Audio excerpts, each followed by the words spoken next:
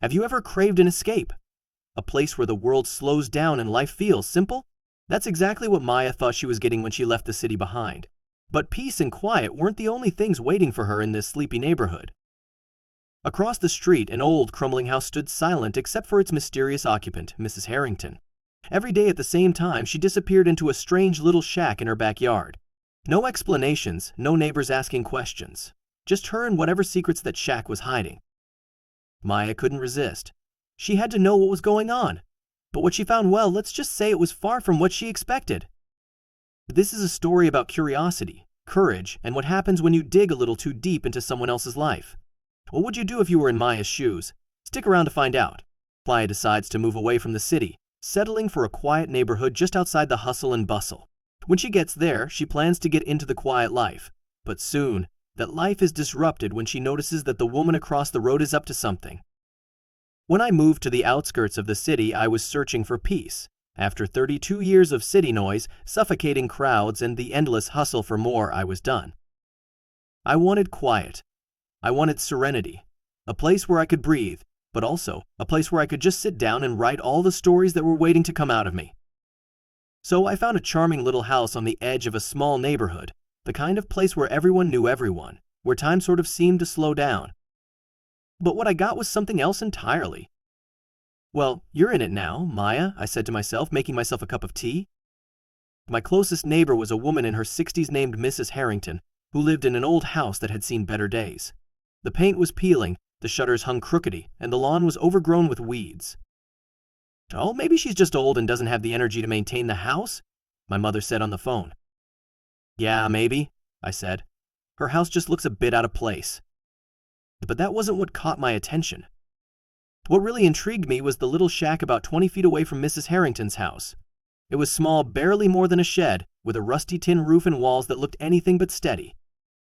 Why would anyone have that? I muttered as I sat on my couch, looking out the window. The more I wanted to sit down and write my collection of stories, the more obsessed I got with Miss Harrington, because it wasn't the shack that was a mystery. It was the woman herself. From the moment I moved in, she had been distant, almost to the point of being rude.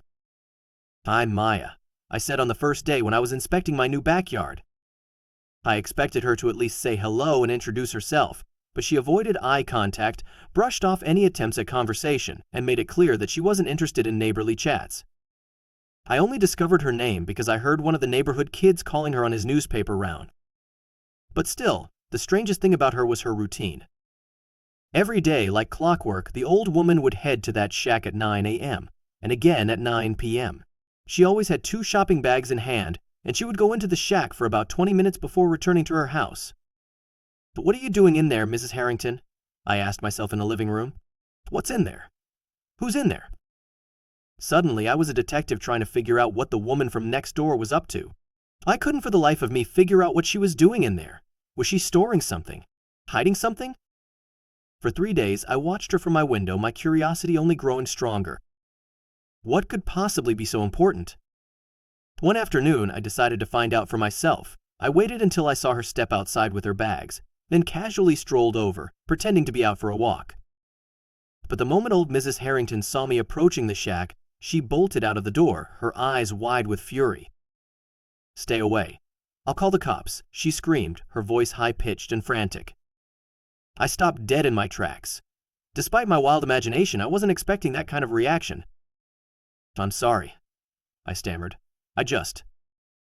Just what? Stay away from here? Mind your own business, girl, she yelled. Okay, I'm going, I said. I didn't mean to intrude, Mom. She stood there glaring at me until I turned around and walked back to my house.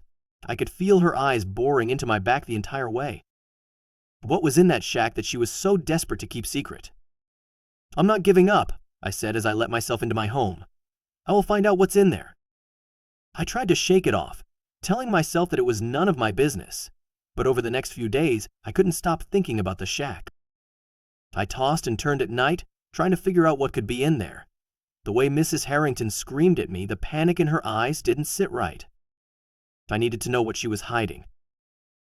One night after I saw her make her usual 9 p.m. trip to the shack, I decided that it was time to investigate again. I waited until I was sure she was back inside her house and all the lights were off before slipping out of my front door. "Why are you being so stupid, Maya?" I asked myself as I walked down the driveway. "And you could have just let it go." When I reached the shack, I noticed something I hadn't seen before. There was a large padlock on the door. Whatever was in there, Mrs. Harrington was determined to keep it secure. But then, out of the corner of my eye, I spotted a small gap in the wooden door, just big enough to peek through. I hesitated for a moment, my breath catching in my throat. "Come on, Maya, it's not too late to run away," I muttered. But of course, I was too stubborn to do that. At first, I couldn't quite make out what I was seeing. The interior was dark, but as my eyes adjusted, I nearly fainted at what I saw. Inside the shack were dogs, about a dozen of them. Some were lying down, others were curled up in corners, and a few were pacing restlessly. "Oh, you poor babies," I said. They were all different breeds, shapes, and sizes, but they all looked weary and thin.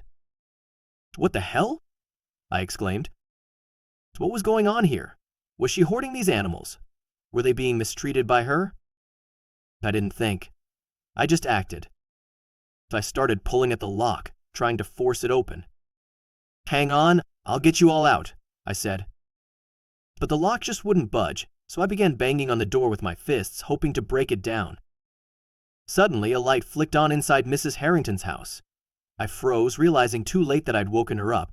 Seconds later, I heard her front door slam open, and her footsteps hurried across the lawn. "What are you doing?" she shouted, her voice cutting through the night. "Get away!" "What am I doing? What are you doing keeping all these dogs here? And locked up like this? This is cruelty. I'm calling the police." Mrs. Harrington reached me, her breath all over my face. But instead of the anger I expected, I saw something else in her eyes. Desperation. "No, please," she pleaded, grabbing my arm. "You don't understand. Calm down and I'll tell you." "Calm down? You're keeping animals locked up in there. How can I calm down?" "It's not what you think, Maya," she said. "Please, just listen." "You have 2 minutes," I said. "And then I'm calling the police." "I'm not hurting them," she said. "I'm saving them. I'm feeding them." "What?" I asked, confused. "I take in strays," she explained. "These dogs are here because I found them abandoned or mistreated. I bring them here because I know they'll be safe with me. It started with one, but now there's about 10 of them." "But why keep them in there?" I demanded. "So there are too many, and I'm allergic to 1 or 2 of the breeds. If I brought them inside, I'd end up in the hospital.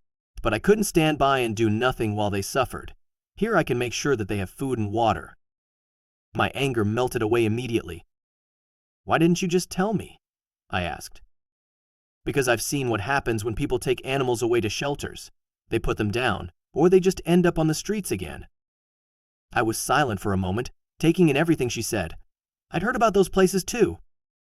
"I can help," I said. "Help me?" she asked. "Yes," I said firmly. "We can't keep them all here, but maybe I can take some to my house. And between the 2 of us, we can find good homes for them. My brother-in-law is a vet. He'll know what to do." In the end, I took most of the dogs over to my place, allowing them to roam free in the yard. We set up bowls of food and water all over, and I set up a few mats and blankets. The next day, my brother-in-law came over with his team and took most of the malnourished dogs away. "I promise, Maya," he said. "I'll treat these sweet little things, and I'll find them a place to stay." I ended up keeping 2 of the puppies with me because there was nothing better than having furry friends to love. "What would you have done?"